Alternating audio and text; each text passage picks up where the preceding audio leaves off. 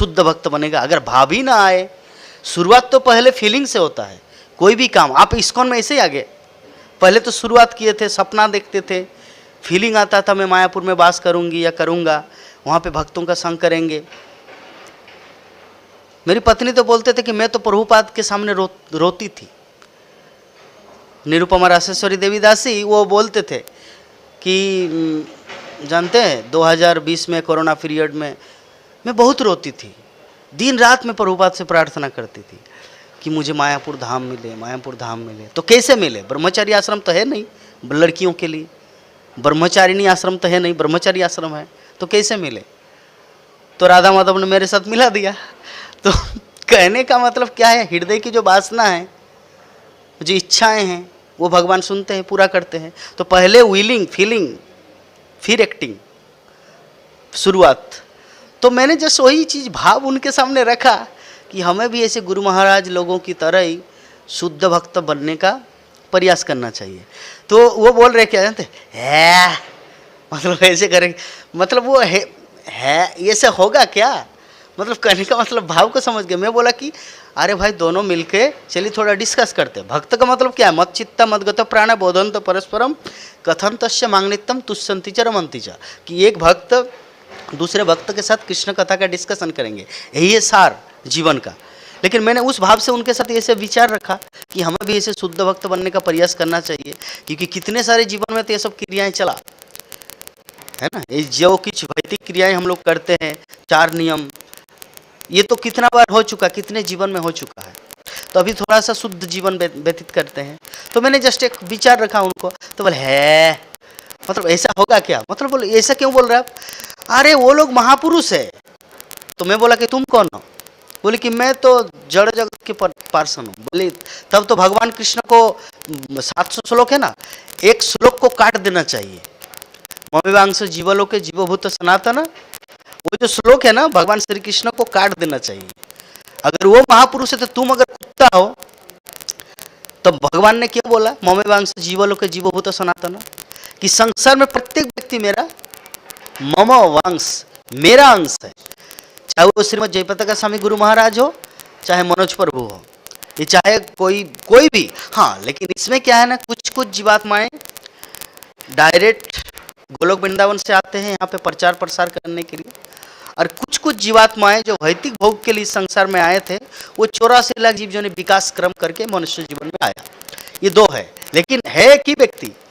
आत्मा जो है भगवान की क्रिएशन में हुई है, ममेवांश जीवलोक की। ऐसा नहीं कि ये थोड़ा ज़्यादा, इसमें थोड़ा सा संपत्ति ज़्यादा डाला गया है, इसमें थोड़ा सा सोने का मोहर लगाया गया है इस शरीर में, और इसमें लोहे का बनाया गया, ऐसा नहीं है। जीवात्मा जो है भगवान की क्रिएशन में सेम है, ममेवांश जीवलोक के सेम फीचर सबके अंदर। लेकिन वो जो सेक्रीफाइस, जिसका कृष्ण के प्रति आसक्ति जितना हुआ वो उतना महान बना, और जिनका कृष्ण से बहिर्मुख हो वो उतना दूर चले गए। लेकिन है वही व्यक्ति। समझ गए? क्लियर? या और सरल करूं तो एक होता है जीवात्मा जो भगवत धाम से आते हैं इस संसार के उद्धार के लिए, कि संसार को कैसे कृष्ण कथा सुनाया जाए। जैसे रूप मंजरी, सनातन गोस्वामी, भक्ति विनोद ठाकुर, कमला मंजरी, तो ये सब मंजरियाँ हैं जो गोलोक वृंदावन से आके यहाँ पे प्रचार प्रसार किया, हम सब का उद्धार किया।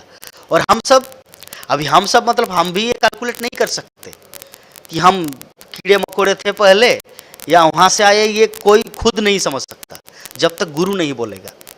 गुरु बोलते हैं तुम कौन हो। जैसे शिल प्रभुपाद ने कहा श्रीमद जयप्रकाश स्वामी गुरु महाराज को, तुम भगवान के पार्षद हो, तुमको भगवान का साम्राज्य दिया, मायापुर धाम, इसको डेवलप करो। तो ऐसे शिल प्रभुपाद के जितने सारे शिष्य हैं सब महान भक्त हैं और सब महाप्रभु के पार्षद हैं। जब शिल प्रभुपाद प्रचार प्रसार कर रहे थे अमेरिका में, हाँ, तो शायद ये जननिवास प्रभु लेक्चर में बोला था व्यास पूजा के दिन, तो शिल प्रभुपाद बोले कि मेरे गुरु महाराज भक्ति सिद्धांत सरस्वती ठाकुर, उन्होंने ही भगवत धाम से इन सब पार्षदों को भेजा कि मेरा मूवमेंट, मैं तो अकेला हूँ क्योंकि प्रभुपाद अकेले थे, मृदंग खरीदने का पैसा नहीं था। तो ऐसे में स्टार्ट किया टम्सकिन, इसका मतलब वहाँ पार्क में न्यूयॉर्क में, और ऐसे चालू किया। फिर मुकुंद महाराज, ब्रह्मानंद महाराज, ऐसे करके। तो ये कौन है? श्रील प्रभुपाद और ये सब भक्ति सिद्धांत सरस्वती ठाकुर के भेजे गए भक्त है, पार्षद है।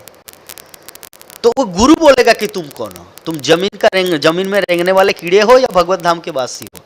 हम लोग मन ही मन बहुत कुछ सोच सकते हैं। मन तो एक खटमल भी सोचता है राजा के गद्दी में बैठ के कि मैं राजा हूं। खटमल मतलब समझ गए? खटमल अगर मान लीजिए राजा के गद्दी में बैठ गया और वो समझ ले आई एम ऑल्सो किंग, मैं भी राजा हूं, तो उसके बोलने से थोड़ी राजा होता है कोई। राजा का राजा आपको बनाया जाएगा।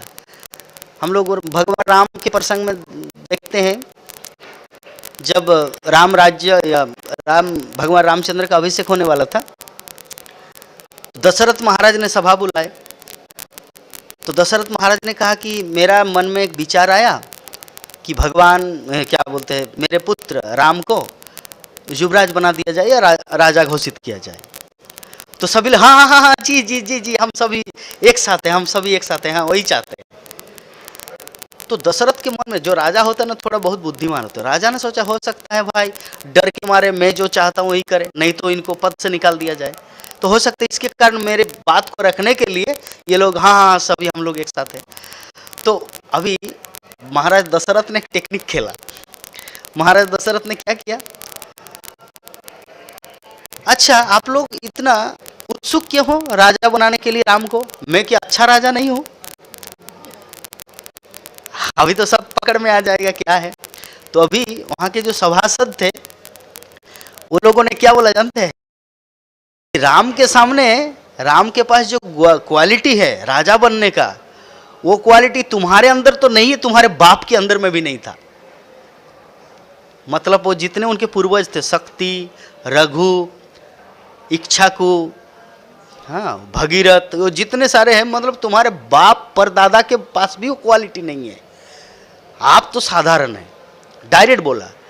तब दशरथ महाराज को अच्छा लगा, हाँ नाउ आई एम, अभी मुझे समझ में आ गया कि मेरे बहकाने से ये लोग राम को राजा बनाने के लिए उत्सुक नहीं, बल्कि राम के अंदर वो गुण है राजा बनने का, तो ये है राजा। तो लोग बोलेंगे आप कौन हो। खटमल अगर गद्दी में बैठ जाए और बोले मैं राजा हूँ, ऐसा नहीं होता। राजा के पास वैसे क्वालिटी होना चाहिए।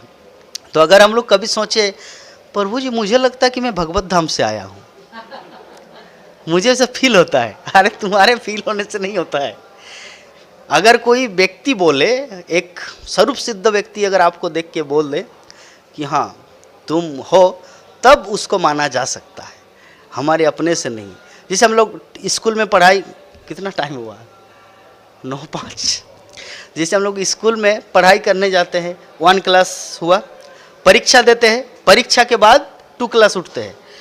अगर हम परीक्षा नहीं देंगे, बोले नहीं नहीं मैं 2 क्लास में जाऊंगा, उठने देंगे? 2 क्लास में हम जा सकते हैं बिना परीक्षा के? हाँ, जा सकते हैं। क्या जैसे उसका अगर पूरा साल वो अच्छा पढ़ रहा है तो उसको देख के डबल प्रमोशन मिलता है। वो तो किसी एक व्यक्ति के क्षेत्र में, जैसे मेरे जीवन में हुआ था। मेरा पिताजी जब मुझे स्कूल में एडमिशन के लिए गया था 1998 में, जब मुझे स्कूल में भर्ती करने के लिए गया था, तो मेरे जो ऊपर में जो सीनियर थे 4-5 थे और मैं अकेला उसमें था। तो ऐसे में तो मेरी माँ या और भी कुछ तो मुझे आता था, ओ आ क ख ABCD वो सब मुझे थोड़ा बहुत आता था। तो टीचर जब मुझसे इंटरव्यू किया कि तुम्हारा नाम क्या है, जगन्नाथ कुमार, लीगल नाम, अच्छा तुम्हारे पिताजी का नाम क्या है, ये अमुक, तुम कौन से लाइक कुछ प्रश्न, तो प्रश्न टीचर समझ गए कि ये इनके पास क्वालिटी है। तो भर्ती तो ये 1 क्लास में होना चाहिए। स्कूल में, सरकारी स्कूल में जो होता है गांव में, नेचुरली क्या होता है 1 क्लास में भर्ती होता है। टीचर ने क्या किया, इनको डायरेक्ट 2 क्लास में डालो। तो बाकी जो थे 6-7 जो स्टूडेंट, उनके साथ मुझे डायरेक्ट डबल प्रमोशन। आप जो बोले वो ठीक है, लेकिन वो किसी एक के क्षेत्र में होता है, वो सबकी किस्मत में थोड़ी होता है। तो परीक्षा देंगे तब आपका रिकॉग्निशन मिलेगा, भाई तुमने पास किया, फिर 3रा क्लास, फिर 4था, 5वां, ऐसे करके वो प्रमोशन करेगा जब कोई देखने वाला। तो उसी प्रकार हम लोग अपने आप में सोचने में अच्छा भक्ति कर रहा हूँ या कर रही हूँ, वो हमारे सोचने से नहीं होगा। वैष्णव समाज तुमको किस नज़र में देख रहे हैं, उससे आपको प्रसिद्धि या रिकमेंडेशन मिलता है कि आप डिवोटी है या नहीं है।